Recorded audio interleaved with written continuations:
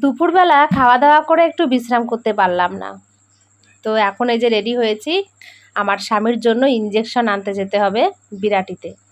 তো সেই biological injection, যেটা মাসে 2টো করে দিতে হয়। তো 15 দিন আগে তো একটা দিয়েছি, আবার 15 দিন পর এখন আবার ডেট চলে আসছে, কালকে দিতে হবে ইঞ্জেকশনটা। তো আজকে আমাকে যেতে হচ্ছে ইঞ্জেকশনটা আনতে। তো অর্ডার দিয়েছিল, তো আজকে বিরাটি স্টেশনে সেই ইঞ্জেকশনটা দিতে আসবে। তো আমি এখন যাচ্ছি সেই বিরাটি স্টেশনে ইঞ্জেকশনটা আনার জন্য। তো আজকে দুপুরবেলা খাওয়া দাওয়ার পর একটু বিশ্রাম করতে পারলাম না, এখন আবার আমাকে ছুটতে হচ্ছে বিরাটিতে। তো এমনই ভাগ্য করে একটা জন্ম নিয়েছি, কি আর বলবো। মাঝে মাঝে আমিও নিজে অবাক হয়ে যাই যে আমি কি করে এত দিক সামলাতে পারছি। হয়তো প্রভু আমাকে সেই শক্তি, সেই আশীর্বাদ দিয়েছে, না হলে আমার মতন মানুষের পক্ষে এটা কখনোই সম্ভব হয় না।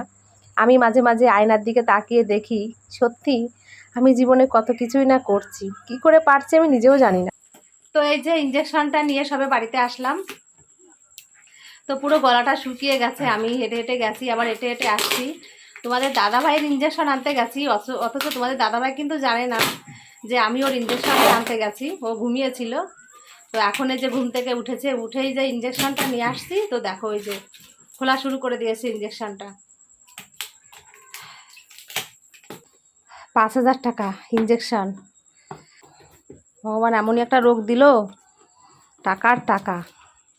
2টো আইস প্যাক আছে। আইস প্যাক কি করবে? এত আইস প্যাক? প্রচুর আইস প্যাক আছে তো ঘরে।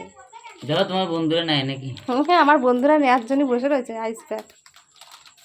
এই যে সেই ইঞ্জেকশন, এই দেখো নিয়ে চলে আসছি বাড়িতে। দাম লেখা কত দেখছো? কত দাম লেখা? 25,000। 25,000 25,000 দাম লেখা। এই যে